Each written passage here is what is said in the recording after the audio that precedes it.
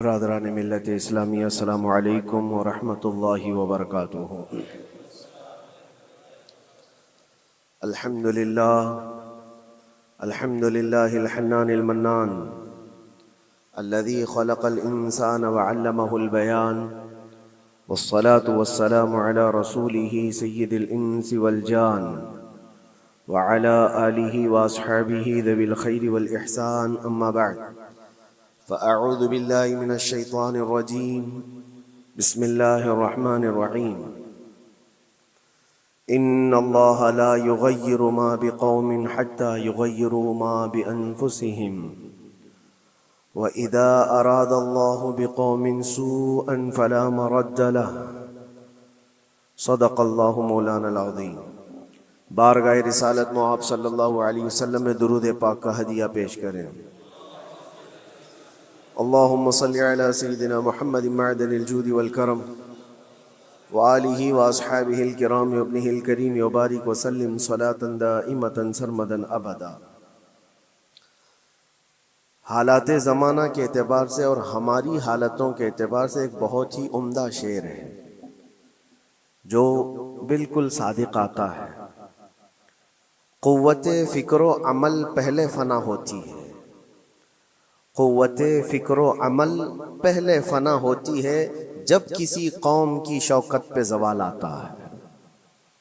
یوں ہی کوئی قوم نہیں مرتی، کسی قوم کے اوپر زوال آتا ہے تو سب سے پہلے اس قوم کے اندر سوچنے سمجھنے کی صلاحیت ختم ہو چکی ہوتی ہے، تب جا کر کے زوال آتا ہے۔ آج اس شعر کو میں پڑھتا ہوں تو محسوس ہوتا ہے کہ ہماری قوم پر یہ شعر صادق آتا ہے۔ قوت فکر اور عمل یہ پہلے رخصت ہو گئی ہے، جس کی وجہ سے یہ زوال آ رہے ہیں۔ لوگ اب حادثوں پر بیٹھ کر کے چرچا کرتے ہیں، حادثہ ہونے سے پہلے جو فکر ہونی چاہیے وہ مفقود ہے۔ گھر جلنے کے بعد پھر میٹنگ کرنے کا مطلب کیا ہے؟ اس سے سیفٹی کے لیے پہلے سے انتظامات ہوں تو اس کو لائق و فائق اور دانش مندی سمجھا جائے گا۔ آج کے وہی حالات ہیں میرے عزیزوں۔ آپ کو پتہ ہے کچھ قومیں ایسی ہیں جو فیوچر پلاننگ کے لیے 100 سال کے بعد کا سوچتی ہیں، جبکہ یہ اسلام کا حصہ تھا۔ نبی کونین صلی اللہ علیہ وسلم نے 1400 سال بعد ہونے والی چیزوں کی پیشین گوئی فرمائی کہ نہیں فرمائی؟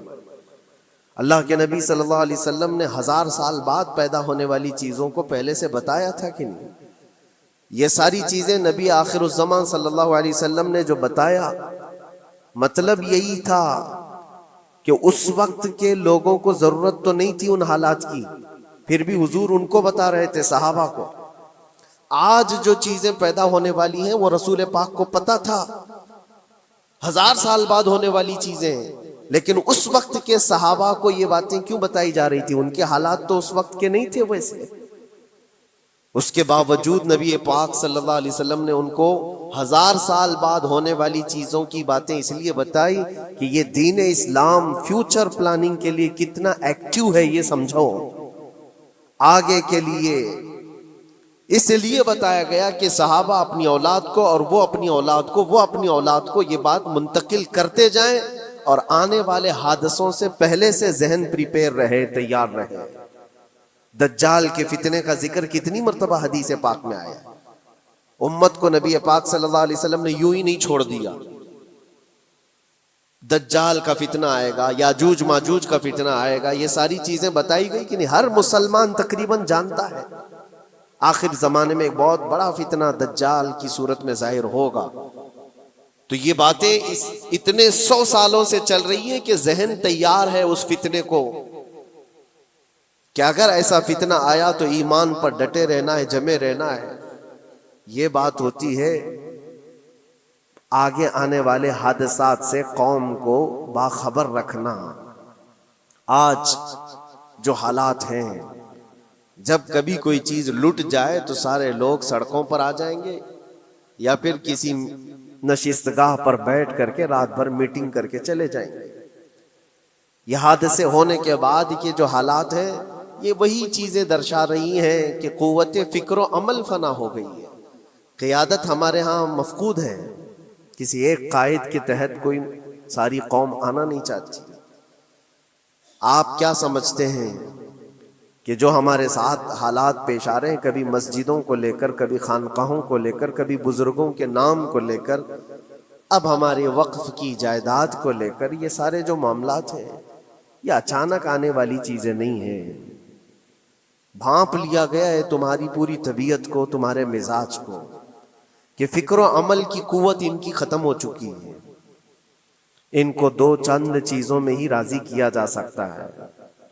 دنیا یہ سمجھ رہی ہے، جس کی وجہ سے کھلواڑ پر کھلواڑ ہوتے چلے جا رہے ہیں، اور ان کو یہ بھی پتہ ہے کہ یہ کچھ نہ کر سکیں گے. میرے عزیزو، آپ نا امید اور مایوس نہ ہو کہ ہم سے کچھ نہیں ہوگا. اللہ کریم چاہے تو ایک بندے سے بھی پوری دھرتی پر زلزلہ لا سکتا ہے. اللہ کریم کی ذات پر یقین اور توکل رکھو. سرکار غریب نواز ہندوستان آئے تھے تو بہت بڑی فوج لے کر نہیں آئے تھے، اللہ کی ذات پر بھروسہ کر کے آئے تھے، اور 90 لاکھ لوگوں کے دلوں میں چراغ اسلام جلا دیا تھا. وہ یقین اور توکل کے ساتھ آئے تھے. آج لوگوں کے دلوں کے اندر جو مایوسی اور نا امیدی ڈالی جا رہی ہے کہ کچھ ہوگا نہیں، ابھی کچھ کرنے سے کچھ نہیں ہوگا، یہ نا امیدی اور مایوسی تمہاری طبیعت میں کیوں آئی؟ کیا تمہارا رب تبارک و تعالیٰ کی ذات پر یقین کمزور ہو گیا؟